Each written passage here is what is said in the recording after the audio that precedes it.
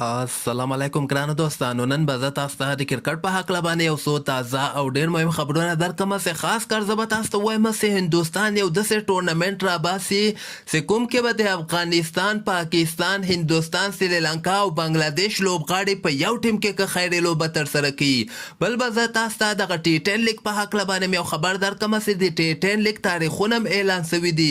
او دې نه علاوه به زه تاسو ته دغه د انګلند ټیم په هکله باندې یو خبر درکړم چې انګلند په نیدرلند باندې یو نوی ریکارډ جوړ کړی ده. او بل به زه تاسو ته دغه د ساوت افریقا او د هندوستان څلورمه شروریزه لوبه هم نن ترسره شوله. مهم معلومات در سره شریکوم. ویډیو تر اخره پورې وګورئ، په هر څه به تاسو پوهیږئ. راځم اول زه تاسو ته وایم چې هندوستان غواړي یو داسې ټورنمنټ راوباسي. اصل کې دوی غواړي بزنس وکړي. دغسې ټورنمنټ چې کله دوی راباسي نو ډېر زیات کتل کیږي. زه به تاسو ته وایم چې دوی پلان لري یو داسې ټورنمنټ راوباسي، افرا ایشیا کپ په نوم باندې، یعنې افریقایي ټیم به یو دانه او یو به اسیایي ټیمي. په اسیایي ټیم کې به د افغانستان لوبغاړي مې دوه درې به ورکړي، د افغانستان لوبغاړي، د هندوستان به ورکړي دوه درې لوبغاړي، د پاکستان، د سریلانکا او د بنګلادیش دغسې لوبغاړي نه به یو ټیم جوړیږي او بل ټیم به د افریقا ټیم لکه زیمبابوې، ساوت افریقا، دې نه علاوه بعضې نور افریقایي ټیمونه چې کوم دي یعنې افیلیټ او اسوسییټ کیدی سي دغو نه هم یو څو لوبغاړي دوی راواخلي. نو مسخت دغسې د هندوستان غواړي چې دغه ټورنمنټ نه ګټه ترلاسه کړي. زه به تاسو ته وایم چې کوم خبر نن راغلی د دوی بیا وایي چې بله میاشته کې د آی سی سی یو میټینګ ده، په هغه میټینګ کې به موږ دغه ټورنمنټ که خیري فیصله به وکړو. خو دغه ټورنمنټ به که خیري کال 2023 کې ترسره کیږي. فلحال کنفرم شوی نه ده. په بله میاشته کې چې کوم میټینګ ترسره کیږي هغه کې به کنفرم سي.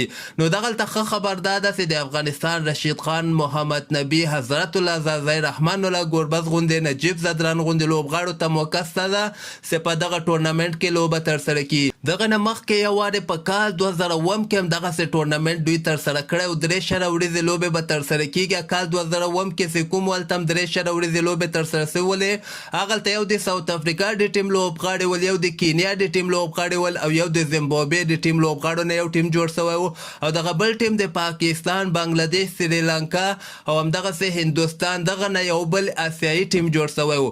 نو همدغسې ټورنمنټ به دوباره که خیر کال 2023 کې جون یا جولای میاشتې کې به که خیري ترسره کیږي.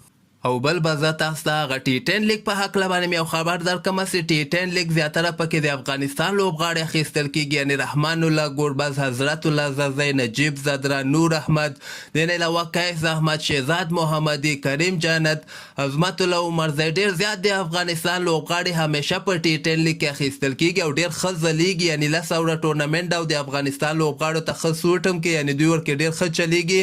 د افغانستان لوبغاړي هم ډېر زیاتره وګورئ د افغانستان لوبغاړي اخیستل کیږي. د دغه تاریخونه اعلان شوي دي. دغه به که خیر نړیوال جام کپ نه وروسته یعنې نومبر میاشته کې به د 20 تاریخ باندې به شروع سي او 4 ډسمبر پورې به که خیر ترسره سي. د دغه کې به لوبغاړي هم که خیر دغه ټورنمنټ نه 2 میاشتې مخکې به د لوبغاړي به مو واخیستل سي. نو افغان لوبغاړو لپاره دغه ټي10 لیګ هم ښه ده، ځکه یو خو ورته پیسې ترلاسه کیږي، بل لږ غوندې پراکټس به یې وسي. دې نه علاوه به زه تاسو ته وایم چې هندوستان او د ساوت افریقا نن 4مه شروریزه لوبه هم ترسره شوله. دغه لوبه بیا هندوستان په 2 رنزو باندې ساوت افریقا نه ګټلې ده. په دغه لوبه کې هندوستان اول بیټنګ ترسره کړی، 108 رنزه ټارګټ یې ساوت افریقا ته ورکړی و، هغوی ټول ټیم یې ورته په 8 رنزو کې آوټ کړی ده. په 2 رنزو باندې دغه 4م شروریزه لوبه هندوستان ګټلې ده. دغه نه مخکې اولنۍ 2 شروریزې لوبې ساوت افریقا ګټلې ولې، 3م او 4مه لوبه هندوستان ورنه وګټله. نو دغه سیریز برابر شوی. یوه بله لوبه به که خیر ترسره کیږي، هغه که هر یو ټیم وګټي نو هماغه سیریز به هم هماغه ټیم خپل نوم باندې کړي. او بل به زه تاسو ته وایم چې نن یوه لوبه ترسره شوله د انګلند او د نیدرلند دغه د اف ټي پي پروګرام لوبه وله چې په دغه لوبه کې انګلند یو نوی ریکارډ جوړ کړی ده. انګلند په نیدرلند باندې 498 رنزه کړي دي په 50 اوریزه لوبه کې. دې نه مخکې دومره زیات رنزونه یو ټیم هم نه و کړي. دغه نړیوال ریکارډ انګلند په نیدرلند باندې جوړ کړی ده.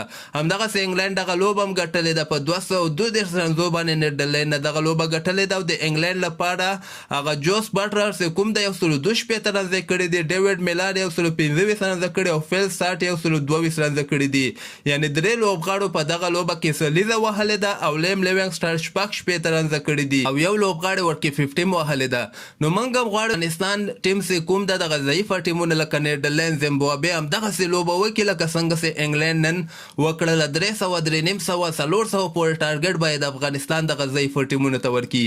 خپل نظر لاندې ما سره په کمنټ کې شریکولی سئ او همدغسې تازه خبرو لپاره تاسو دغه چینل هم در سره سبسکرایب کولی سئ.